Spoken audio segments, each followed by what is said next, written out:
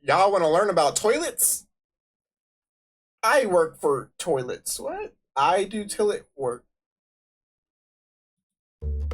My work is containing with toilets Everybody sometimes.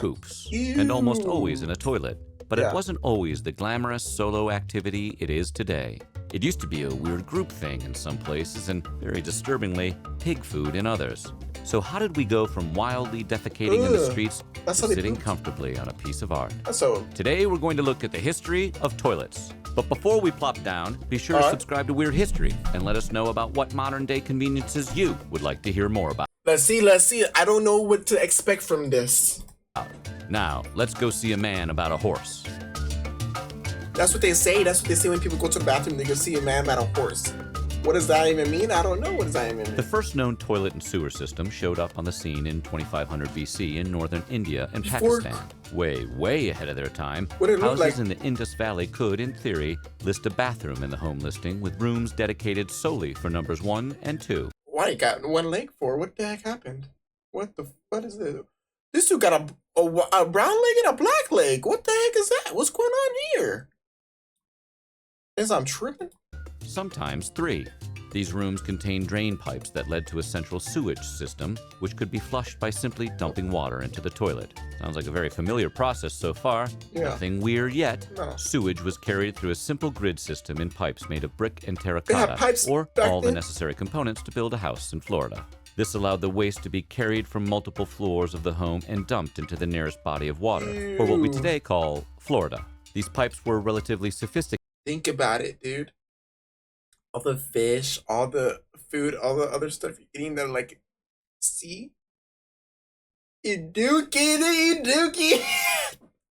They eat poop. Oh. Damn, I love shrimp though. That means I'd be eating poo-poo? With accessible utility holes that led from the street to the main drainage line, and wooden screens built into the end of the drainage lines to Why are they block in solid there? waste. Both of these were crafted to make maintaining the sewers as easy and less gross as possible. Yeah. While many of the elements of this ancient infrastructure do strongly resemble what we use today, it would take thousands of very messy years before Western societies would catch up with this sanitation system.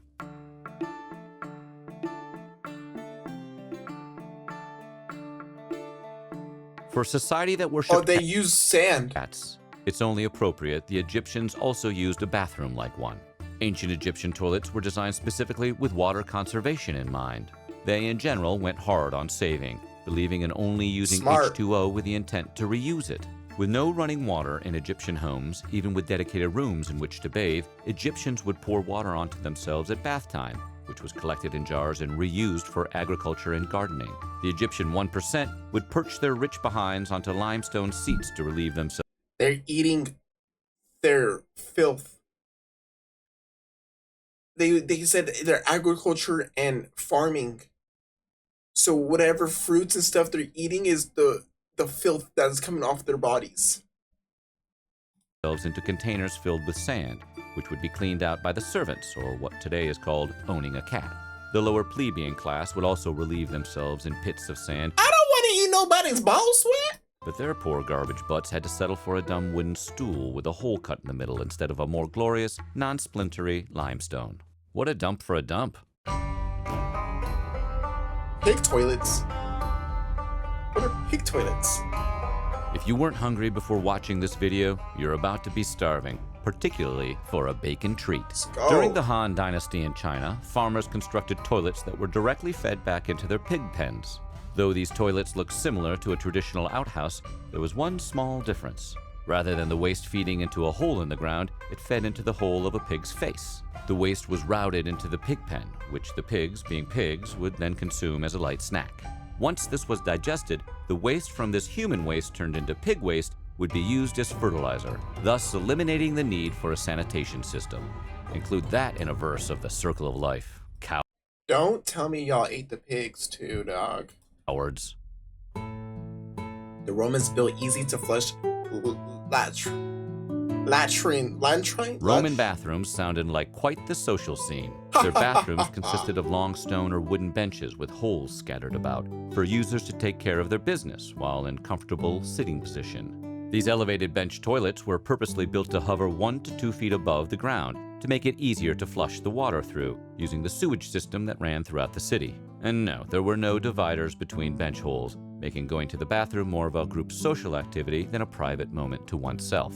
Running water, directed from Rome's aqueducts, flushed out the troughs beneath the toilets. While a great way to flush away waste, it was a bad way to prevent rat attacks from open sewer lines and occasional fires from built-up methane. But when it comes to ancient toilet systems, you win some and you lose some.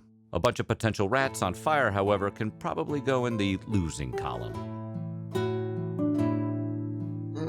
That shit was not even clean. You're sitting on concrete that's full of Medieval castle toilets relied on the magical power of gravity to do most of the heavy lifting of taking waste to a more desirable place, away from the castle. Castles were equipped with rooms dedicated for answering the call of nature, but they were called garter robes, not bathrooms. Garter robes were nothing to write home about, with very few bells or whistles. The humble garter robe was a small room with chutes that led to a moat or communal cesspit for the dung to float away, or around the castle. If the point of the moat is to keep enemies out of the castle, a good addition to one would be floating poo as a deterrent for crossing.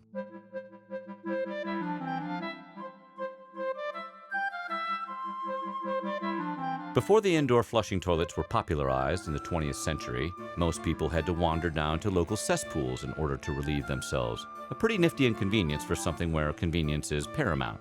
This could also be a potentially hazardous trip to take at night. So rather than march down to a lovely sounding local cesspool, people would have chamber pots in their room. Chamber pots were small metal or ceramic containers designed to hold waste that were later emptied into pools or just sort of casually thrown out the window.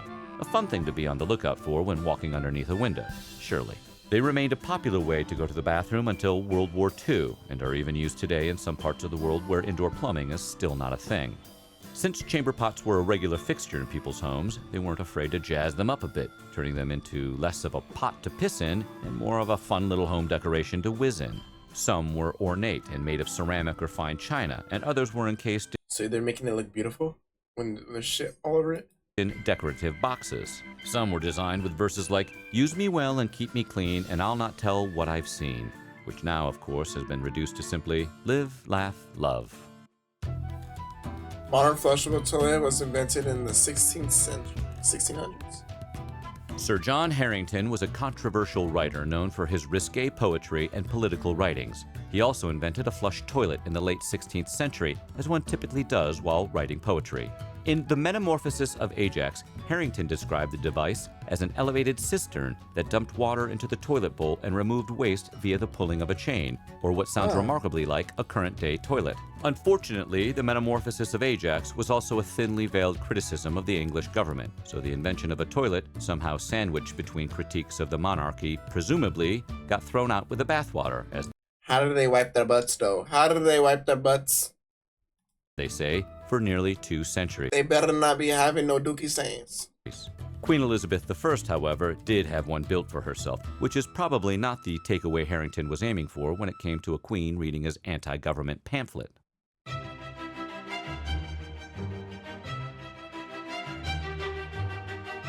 It wasn't until the mid-18th century when the flushable toilet was beginning to truly have a moment. Scottish inventor Alexander Cumming and English inventor John Brahma both developed the advanced plumbing devices that assisted in the creation of the modern-day flushing toilet. How do you think of Cumming that? created the S-trap, which allowed the water to sit in the bowl and act as a That's barrier against the crazy. foul smell of sewage and gas, and also a popular source of drinking water for bad dogs. Though Harington technically was the first to invent the toilet, it was Cumming who held the patent.